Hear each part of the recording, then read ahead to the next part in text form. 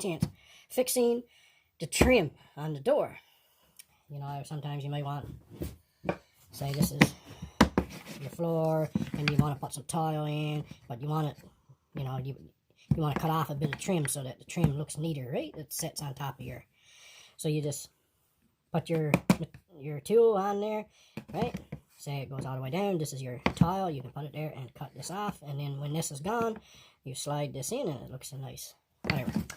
Anyway, when I put it away, I said, well, I don't think I could give a review of this one, so I'm just going to give a quick review of this particular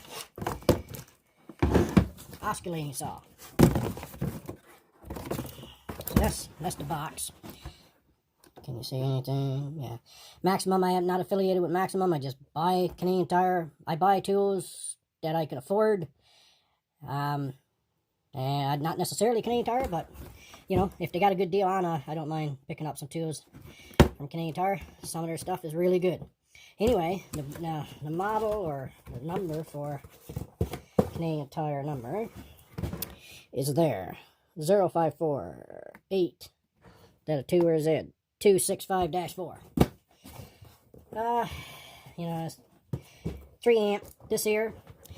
If you're picking up an oscillating saw, and it's say a 1.8 degree, I think it's 1.8 to 3.2 degree. So what that means, if in case you didn't know, you might be wondering, well, what does that mean? Well, that is because the saw cuts like this, right? So if you got a 1.2 degree, you're going to be like this.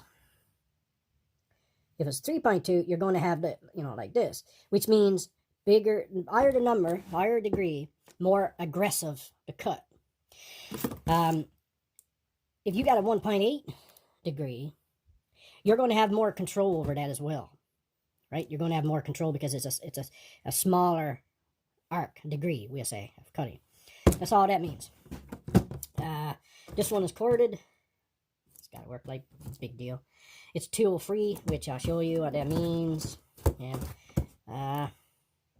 that's all you need to know about that. I've had it since 2014, but I've had one before this, so this is not my first one, but not my first rodeo, I guess. Not that I'm a master of it either. But anyway, with the tool, with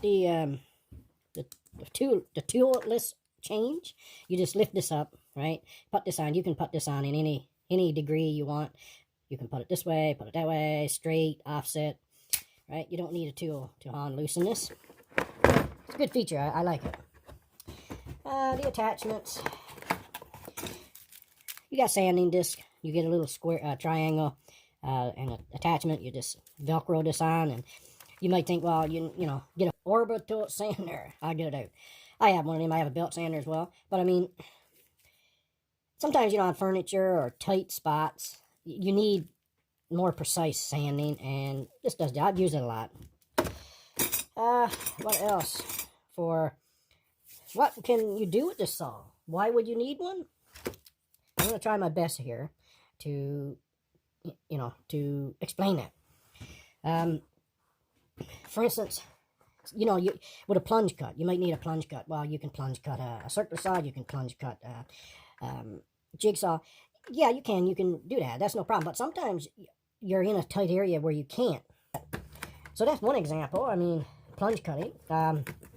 This attachment is, I'll show you. This attachment here is great. I use it for scraping. You know, sometimes people put vinyl flooring down. They put the glue, way too much glue. And this, you can just, it goes, you got a bevel on this side, lies perfectly flat on the floor that side. And you go with it, and you take all that off, no problem. Also, you can use this. I've used this one as well, but I have two. I keep one for wood and stuff like that, and the other one I have for masonry. So, like grout. That's another example. You can, it's great for removing grout, mortar, you know, stuff like that. What else?